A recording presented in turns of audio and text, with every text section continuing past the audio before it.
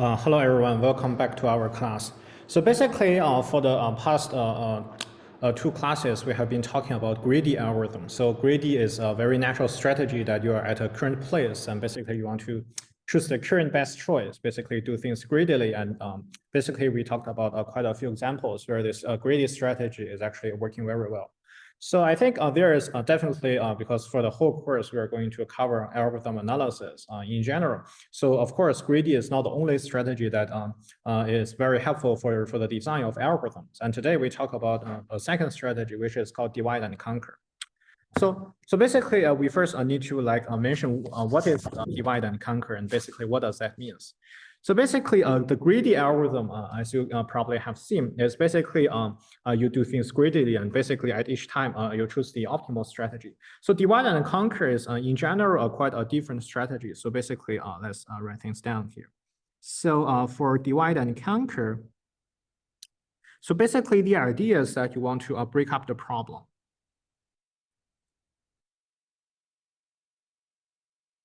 Basically, for instance, into several parts.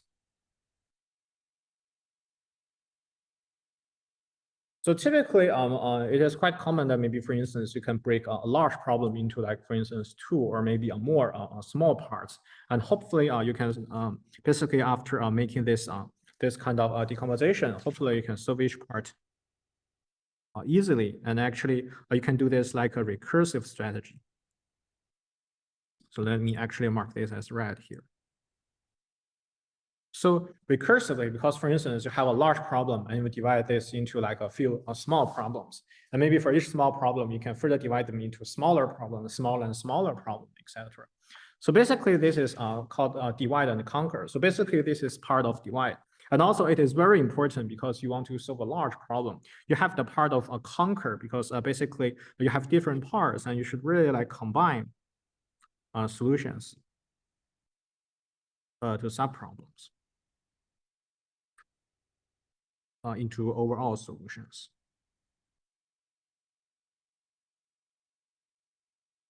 So basically, this is part of it, basically like the divide, and basically this is the part of conquer. Because after making the division, you still need to solve the large problem, and you need to basically have like a way to combine the solutions to from like small problems to the large. So for instance, let's look at like a general pattern that maybe we will actually going to see in this lecture. So for instance, let's say like the most common usage is basically something like this. So maybe let's begin with some simpler case. So for instance, we can break up problem of size n, say size m, maybe into like two equal parts.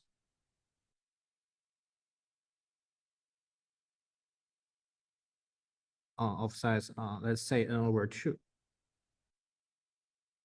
So this is basically a typical scenario that we will actually going to see in our lecture. And actually, we can then solve the two parts recursively.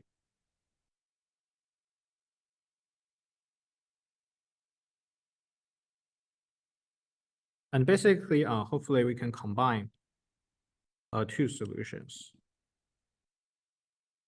into like an overall solution.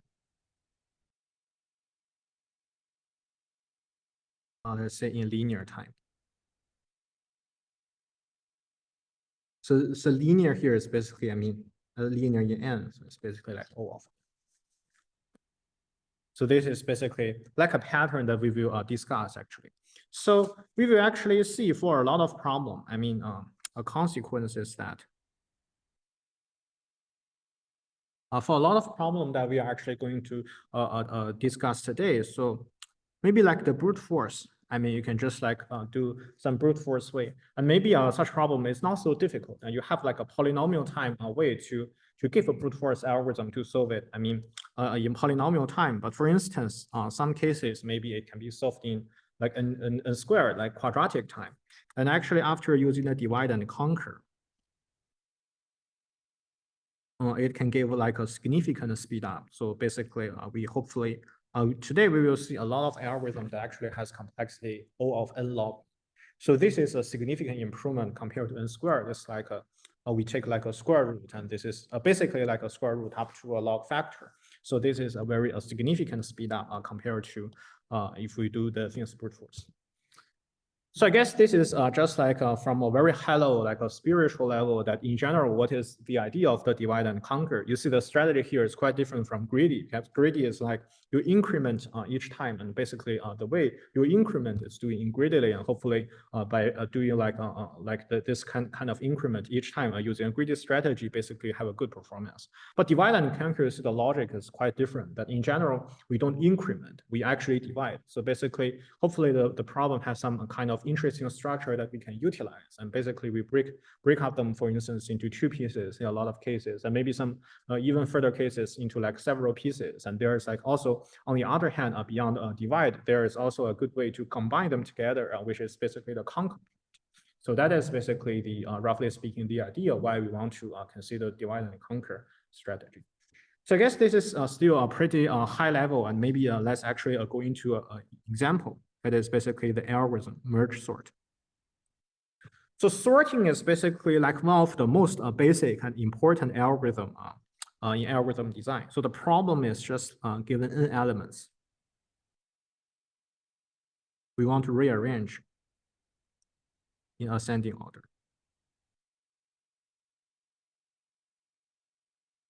So for instance, because we are talking about algorithm design, so maybe let's just take a look at the English word algorithms.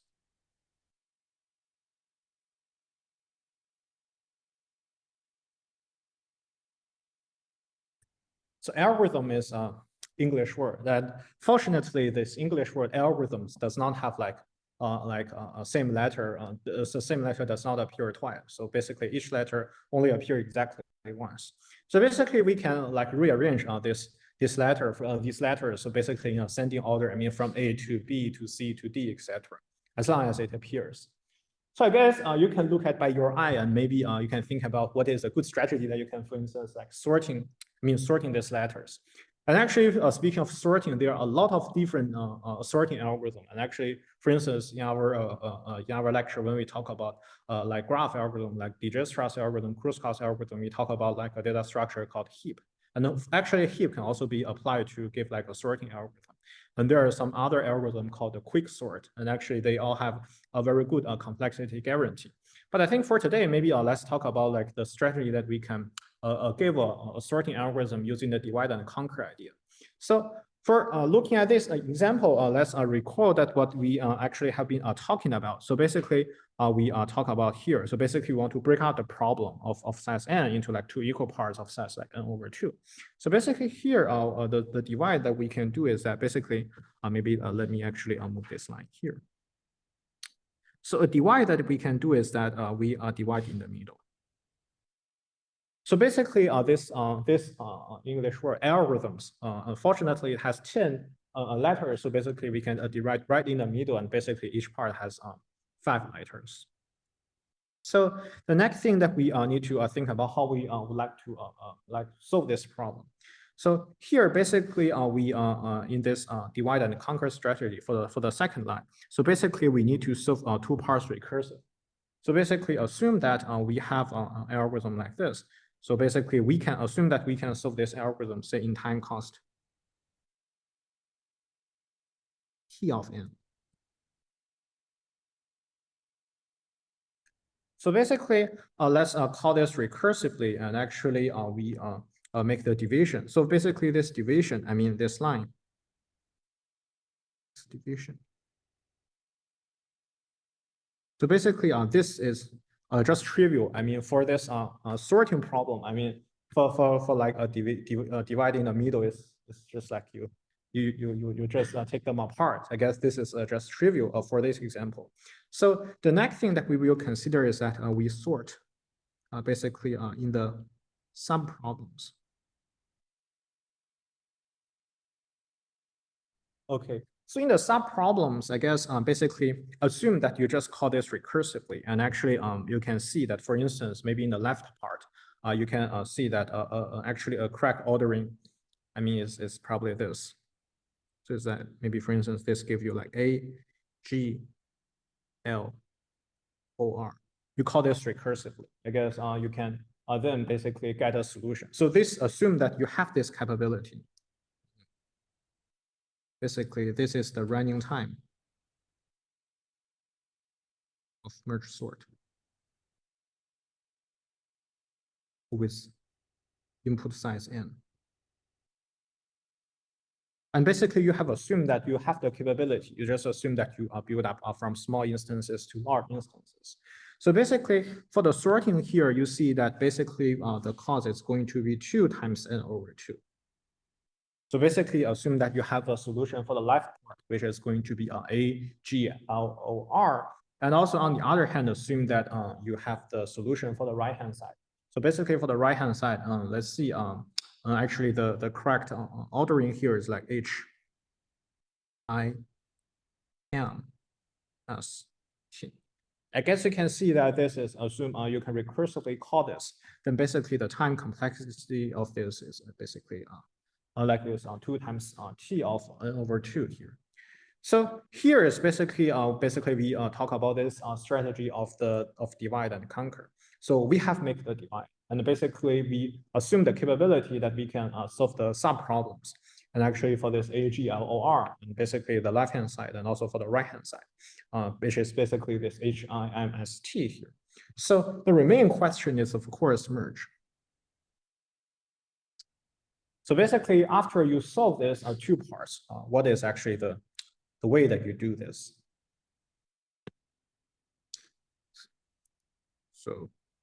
So maybe we can think a little bit. I mean, given like the ordering for the left-hand side and also give you the ordering of the right-hand side. So how would you get like a ordering for the whole string here?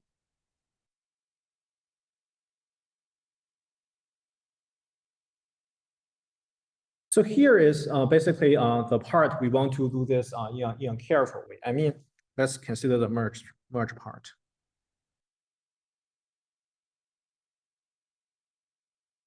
I guess for this problem, you can actually do this in a brute force way, for instance, a brute force. You just compare of the left right pairs. I mean, for instance, here you compare, you compare A to H, maybe A to I, etc. Actually, it suffices that you compare A to H because you know that H is smaller than I, smaller than M, etc. by the ordering of the right-hand side. You can compare A to H, but what is the next? I mean, in the brute force way, you probably really need to there are like the number of pairs between the left-hand side and the right-hand side. It's basically, there are like n over 2 elements on the left and basically n over 2 around on the right.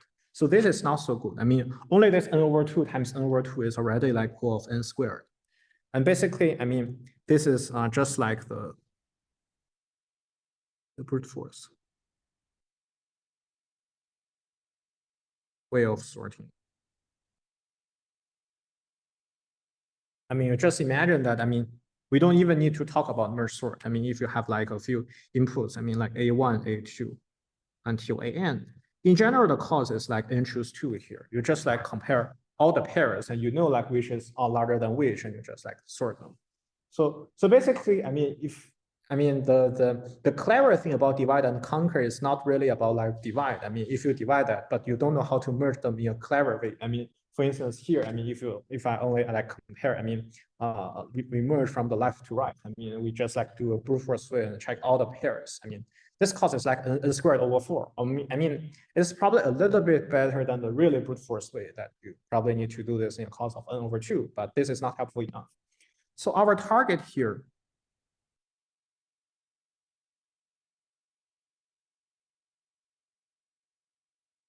is that we hopefully that merge only costs, let's say in linear time. So let's think about, I mean, how we would like to do this. So if you have like actually just like a random string here, so this is probably not so helpful, but recall that in the structure of the divide and conquer, so basically for the left and for the right here. So basically for both parts, we already have their corresponding ordering here, and this is really something that we want to utilize here. So what if we consider some strategy like this? So let's, for instance, we have this A, G, L, O, R here, and maybe actually also the H, I, M, S, T here. So let's think about the intuition that we can actually solve the problem. I mean, for instance, we can consider basically how we want to merge this, and actually a good way that we want to utilize the structure here.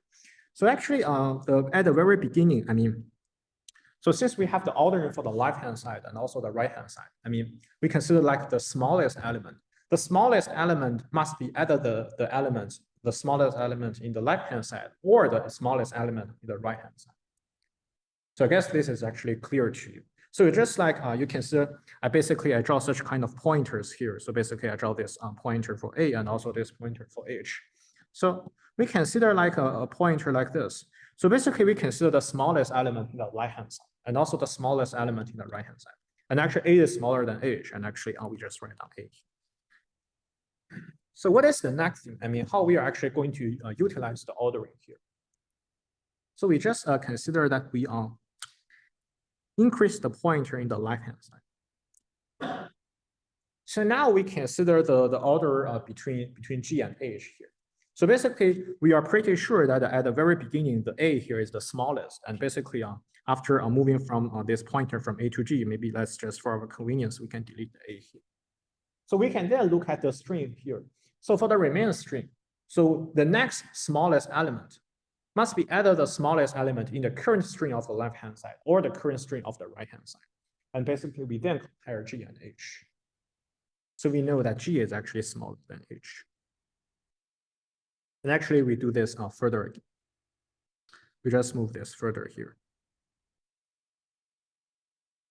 So we know the next smallest element must be either the smallest element of the current left string or the smallest element of the right string. And actually, we know now this time actually H is smaller than L. So this is finally, we get an element from the right-hand side. And actually, we delete the H here, and we move the pointer to I here. And actually, let's just consider do this again and again. So basically, next element is I here, and we move it to the pointer to M. And actually, L is smaller than M. So we just write down L here, and then it's O here. And actually, M is smaller than O, and then we actually go to S. And actually, O is smaller than S, and then it's O. And then basically, we move to R here. We move to R here, and actually, R is smaller than S, and actually, it's just RST. So is this clear to you? Is this step of merging clear to you? So we can clearly see that the cost of this step is actually indeed O of n as we need, because the pointer only moves for at most 2n steps.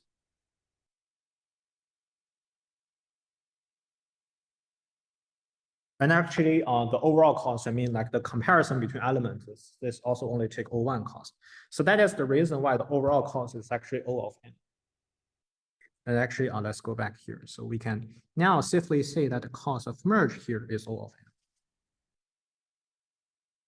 So let's think about the overall algorithm. So basically, this is the first divide and conquer algorithm that we we have been thinking about. Basically, we make a division. Basically, we just cut in the middle and divide the problem into two parts. And basically, we assume that we can recursively solve the problem. I mean, by recursively, it's just like here, and it seems like I just magically write down AGLOR here, but it actually in the call of algorithm is that you at the beginning you have algorithms. Actually, you have actually two sub problem. Sorry, you actually have two sub. Oh, excuse me. You actually have two sub problems. And actually, in each sub problem here, you actually also divide in the middle. So maybe let's just see if it's the odd case. You have like the left hand side is larger than the right hand side. So for the smaller problem, we can also call this, and basically you call smaller. I mean, maybe until you have like a instance maybe of size 2 or 3, and you just like look by your eye and you can see that. And basically, this is a strategy that by divide and conquer, you each time look at a smaller problem, and after you look at a smaller problem, you have the step of doing the merge.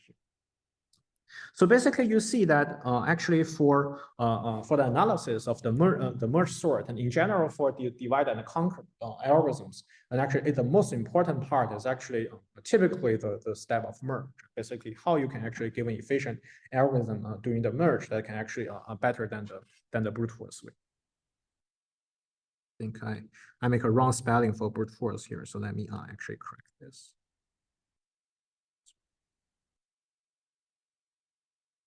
Okay. So is there any question about the algorithm? So is this a step of merging, and in general discussion about the merge sort clear too? So this is basically an idea, and basically you can see this idea of pointers is actually quite intuitive. But I think nevertheless, let's write down an algorithm. I mean, rigorously, an algorithm rigorously for this.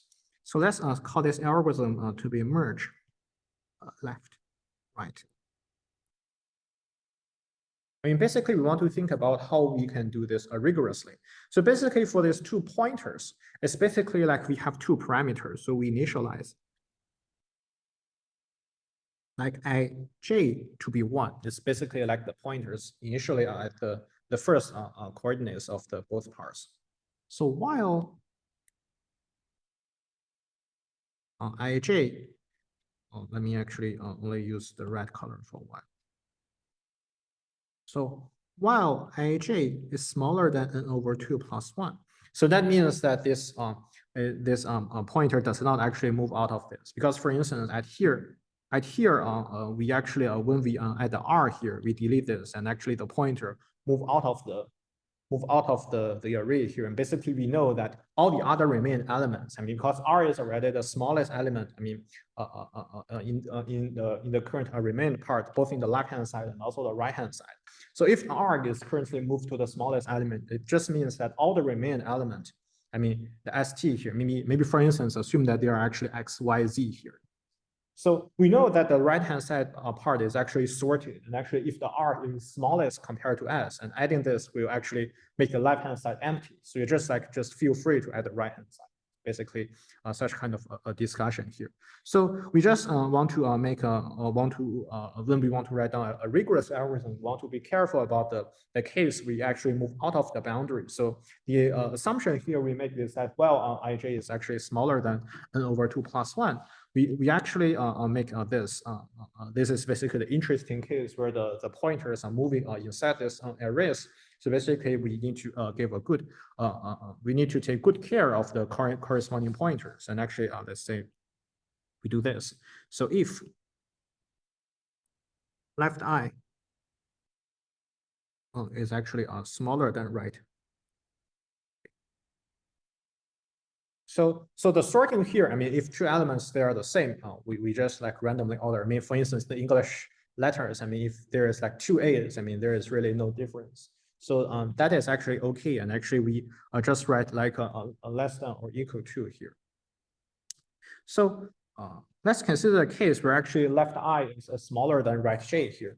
So in this case, where it is basically, I mean, in the pointers above, it's basically the left-hand side is actually smaller than the right-hand side. And actually, in this case, we know that what we are actually going to do is that we add left. This looks a bit weird. Okay. So in this case, of course, the thing that we are going to do is that we are going to add the left element. Sorry, maybe let me reopen this. Okay. So in this case, we just add the left element to an array called merge. And actually, due to the position of this merge, and actually currently we need to add this to the place of I plus j minus 1. For instance, at the beginning, where ij equals to 1, then this index is also like 1 plus 1 minus 1, which is exactly 1 here. But basically, each time we need to move the pointer. So basically, we need to add I or j by 1. And actually, we know that the corresponding coordinate for the merge array here is going to be I plus j minus 1. So we say that we add the left I to merge on I plus j minus 1. And of course, the next step is we are going to increase the pointer. So we are going to increase I from I to I plus 1. So else, So in the else case, we are going to have the case where left I. Of course, this means left I is actually larger than right j. And as you can imagine, in this case, we are going to add right j onto I plus j minus 1. And actually, j is going to be increased to j plus 1. So this is basically a rigorous algorithm that characterizes the description that I was talking about, the above pointers. And of course, we need to take specific care about the boundary case. So basically, if I reaches n over 2 plus 1, we just append the remain of right to the end of journey. And similarly, in the else case, I mean, the else case, it just means that a j first reaches n over 2 plus 1. We just append the remain of the left to the end of merger rate.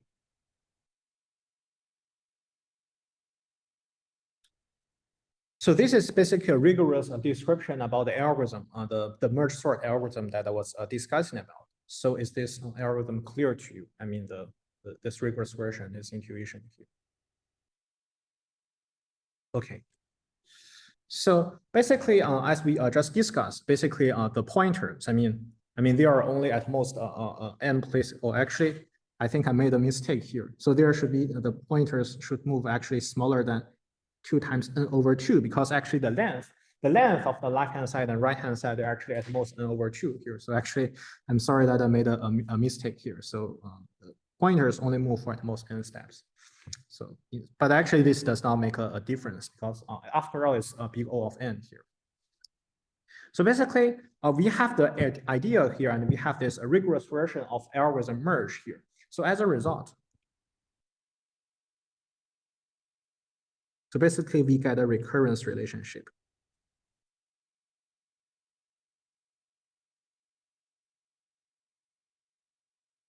Which is basically the time of so an instance of size n equals to 2 times the time complexity of instances of time n over 2 plus additional time of O n. So basically, we need to solve such kind of recursion, and we need to figure out what exactly Tn here is. Okay, so I think before we do that, we need to make a remark here. I mean, here, what I'm saying here is really not so rigorous, because for instance, I mean, if I say n equals to 10, I mean, for this word algorithms, this looks good, because I mean, for instance, what if n is odd? I mean, if for instance, I talk about the word algorithm, I mean, without the s here, I mean, for instance, here, I talk about the word algorithm without s here, I mean, then it only has nine characters. That actually this is an odd integer, and we need to be specifically careful here, because it does not make sense to talk about time t of like 4.5, for instance. So here we can imagine that without loss of generality, there is a power of 2 such that actually 2 to the k smaller than n smaller than 2 to the k plus 1. I guess this is always true, because I mean, for an arbitrary positive integer, you can always find like a power of 2 that is actually this integer is sitting between this the corresponding power of 2 and 2 times that. So this is of course true. So assume that there exists. So basically, we know as long as you have n here, there is such kind of k here. So we may assume that actually maybe we have actually another elements. The number of such elements is 2 to the k plus 1 minus n. These entries, they are actually positive infinity. This infinity is just I mean, they are just positive infinity, and actually we can just delete them at the end. So guys, you can imagine that this just until here this works. So this at most gives you an extra factor of 2. So this is basically because currently the problem size is 2 to the k plus 1. And actually, this is smaller than 2 and by the definition of k here. Or I think another way, I mean, if you are really cautious about this, another way to understand this recursive formula.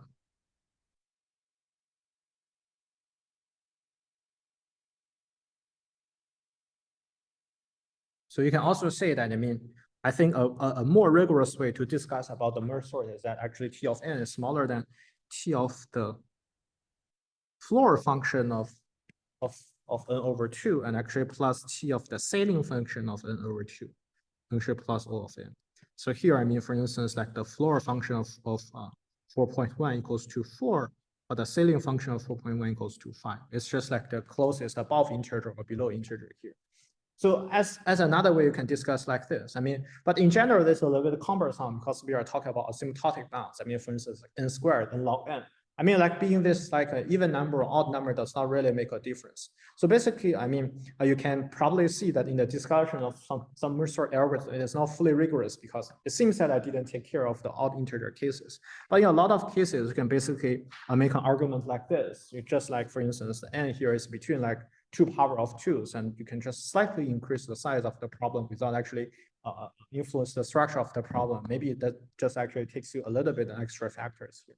And actually, in real algorithm design, you know, for instance, like for instance, like programming in industry, maybe you don't want to do this because this is actually really giving you like extra overhead is not so good. But you can actually have like a better way of making the algorithm. Actually, for instance, for Mergesort, also basically, if you're careful enough, such kind of way actually works. As I just mentioned in this algorithm idea, you can just like divide, maybe the left part is not like actually 1 larger than the right hand part. You can just like do this kind of things and you do the recursive calls. This also works.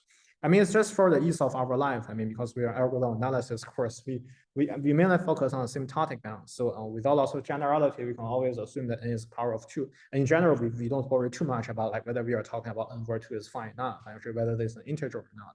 So we don't actually be too careful, too heavy about this. So this is basically a remark that I would like to emphasize. Actually, you don't need to worry about whether this is legitimate or not. But actually, let's just say that we have like this kind of recursive formula. A main result, actually, I'm first going to show. Let's call it a theorem. A main result that we can show is that Tn of 2 times T of n over 2 plus O of n implies T of n equals to O n.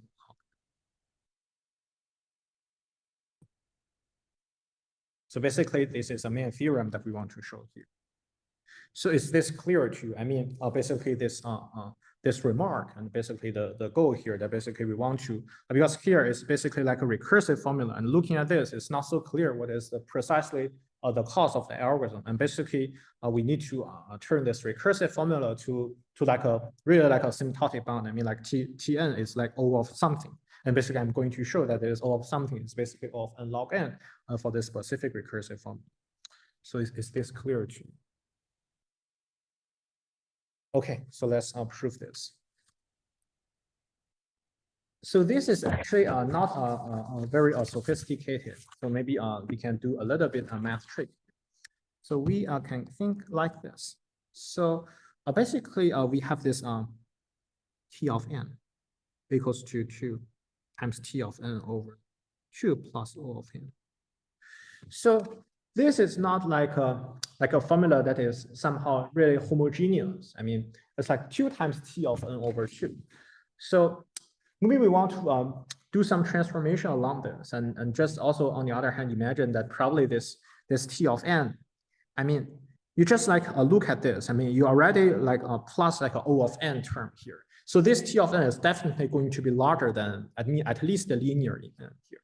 And on the other hand, we know the brute force way. I mean, the brute force way, the cost is actually n squared. So this T of n is probably somewhere between n and n squared. And maybe actually to make this in like a homogeneous way, like one thing, I mean, this is like a math trick here, is that you divide this by n.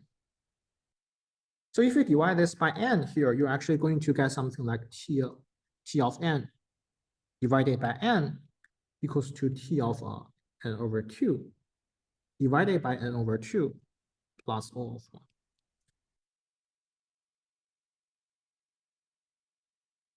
So I guess this is the first step that we have here. But we can actually then do this again. So you know, like this form is really something, I mean, looking good. I mean, you can just like do this recursively. So you just do this recursively, you can see that this is actually equals to T of n over 4 divided by n over 4 plus O1 plus O1.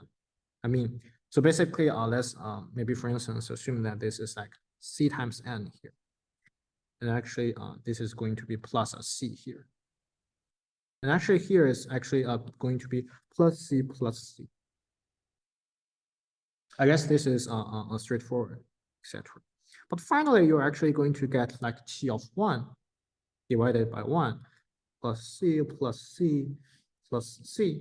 And the number of C here is actually log 2 of n.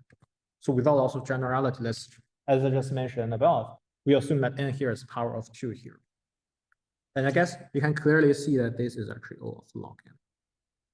I guess as we have mentioned here, so the precise way to write this is like log 2 of n here. But recall that in general, log a of b is actually going to be log a of log b here. So in general, that is actually saying that in general, in this big O notation, log a is actually, I think this is not saying that actually O of log a of some n here is actually just equals to log n. Sorry, it's equals to log n. I mean for whatever base is larger than 1 here. So we just like ignore this.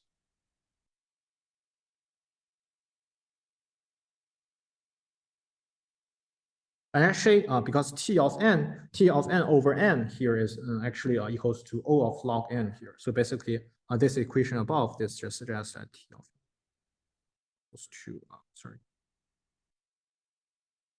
O of n log n. And actually, this finishes the truth. So maybe let me just, let me see, try to make this smaller.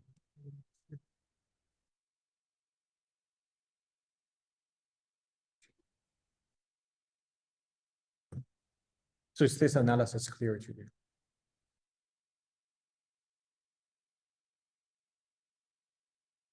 So in general, there are actually a lot of different ways that we can, we can actually approve this. In general, maybe you have like a recursive formula and maybe you have a guess about what this recursive formula is.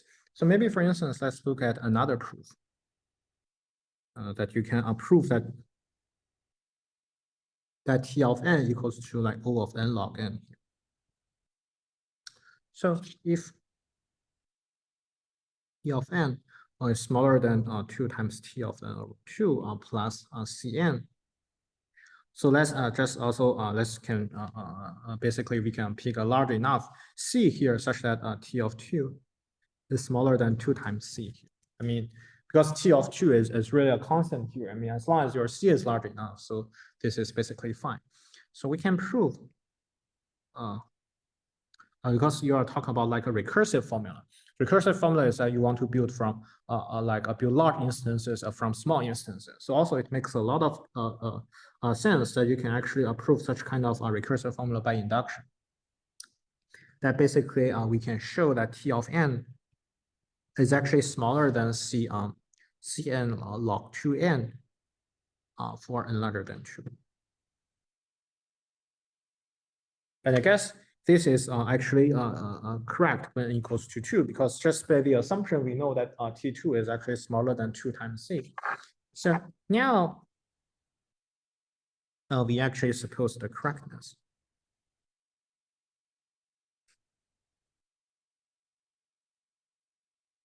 For let's say 2 to the k minus 1. And that is to say actually we have t of 2 to the k minus 1 is smaller than c times k minus 1 times 2 to the k minus 1. So this is just correct by the assumption here. So we then know that t of 2 to the k is actually smaller than 2 times t of 2 to the k minus 1 plus c times 2 to the k. This is just the recursive formula. And actually from this recursive formula and also the induction assumption, we know that this is actually smaller than 2 c times k minus 1 times 2 to the k minus 1 plus c times 2 to the k. Because c, this c times 2 to the k, this just equals to 2c times 2 to the k minus 1. You just like merge this inside, you get the fact that this equals to 2 ck. This just equals to, yeah, you can say, sorry. This equals to 2 ck times 2 to the k minus 1, and this actually just equals to ck times 2 to the k. And this finishes our induction. I mean, I'm probably this part is keeping actually a relatively slow pace, but I just want to make sure that in general you can basically have such kind of recursive formula. You can have different ways to prove that. I mean, you can turn this kind of recursive formula into like a closed form. Basically, this asymptotic form that we can show in this class. And specifically, I mean, for instance, here in this about, I mean, there are some constants here. So basically, as long as there are some constants here, you can use like relatively similar tricks and actually make this into like a form, into a form like this. And actually, in a form like this, it is very convenient that you just like do this recursively, and then it actually reveals what the current bound is.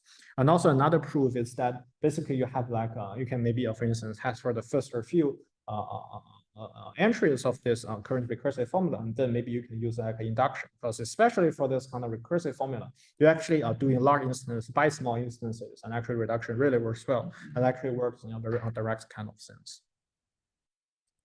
Okay, so I think this basically finishes the part of the merge sort. So is there any question about the algorithm and the analysis here?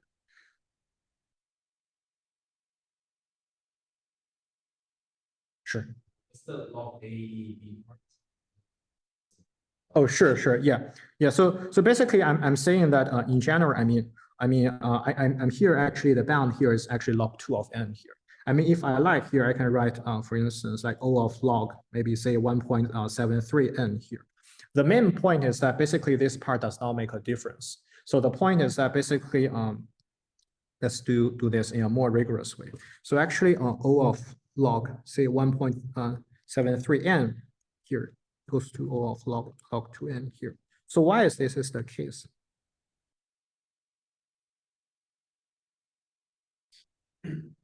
It's just like log 1.73 n here equals to ln n over ln 1.73 here. So the ln here is just actually a log of e here, where the e here is the limitation of n goes to infinity 1 plus 1 over n to the n, which is roughly speaking equals to 2. Something like this.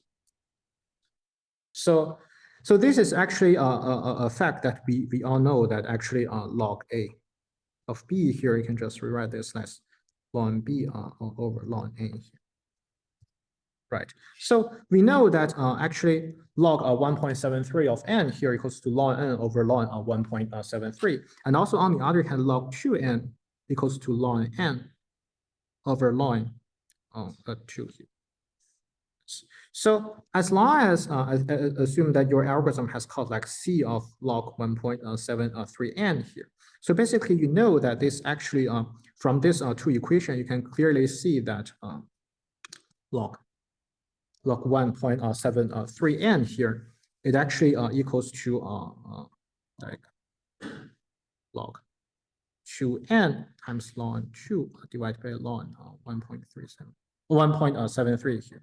So this is actually suggesting that this gives you a new constant like c times ln 2 divided by ln 1.73 here times like log 2. So this never makes a difference as long as you are talking about like a constant in the basis. I mean, no matter it's like 1.73, no matter it's maybe your birthday. I mean, for instance, like maybe for instance this year, like 2022, but this does not make any difference because after all, it is the constant that is contained here as long as the basis is C here. And actually that is the reason why in algorithm analysis book, you never see that people write like log 2n here. We just like write log n here because we are talking about asymptotic balance.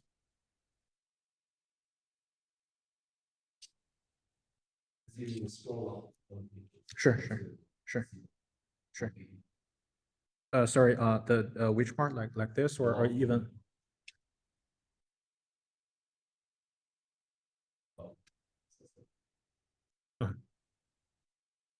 Any other questions?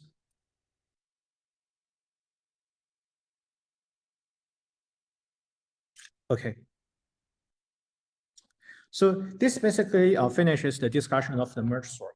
So I guess in general, talking about like the divide and conquer strategy, I mean, the sorting problem is really a basic problem. And this is really a good place to talk about the divide and conquer strategy. So here, let's talk about like a slightly more sophisticated example, which is the problem of counting inversions.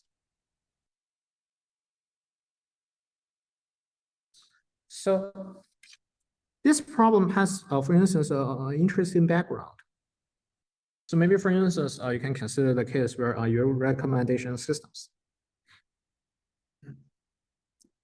I mean, I guess here in China, I guess probably most of you are actually using some like a recommendation system, whether for instance like Taobao, because you really need to purchase items. And maybe for instance in US, you're actually going to use Amazon or maybe eBay or something like that. So recommendation system, actually, there is a really sophisticated algorithm behind that. And actually the algorithm is actually going to consult database to find people with similar interest items.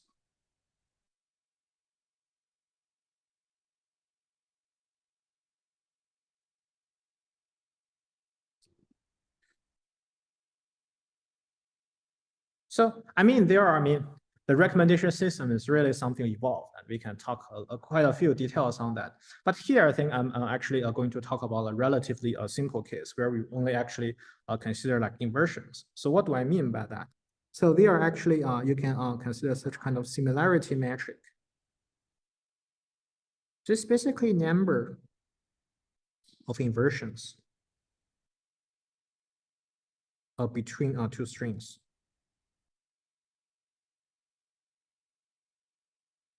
So for instance, maybe my rank, maybe among some items, maybe it's like from 1 to n, but maybe you have different opinions. Maybe for instance, your rank, maybe is something like A1, A2, etc. to AN. So we say items A and J, they inverted.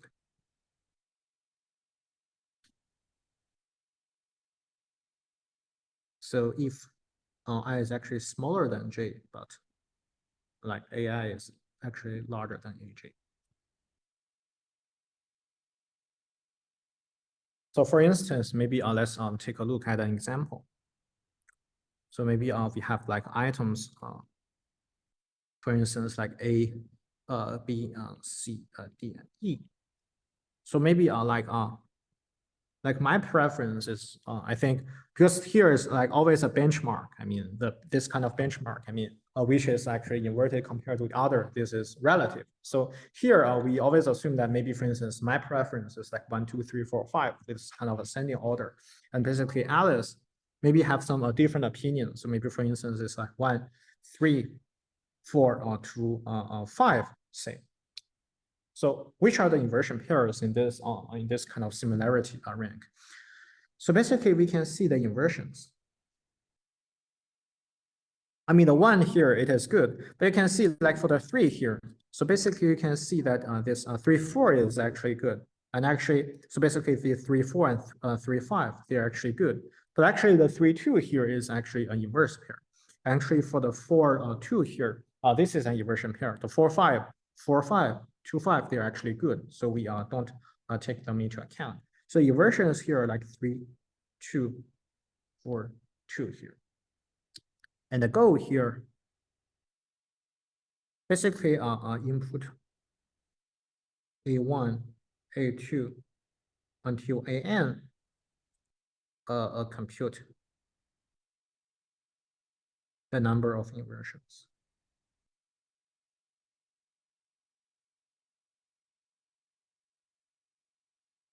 So is this problem setting clear to you?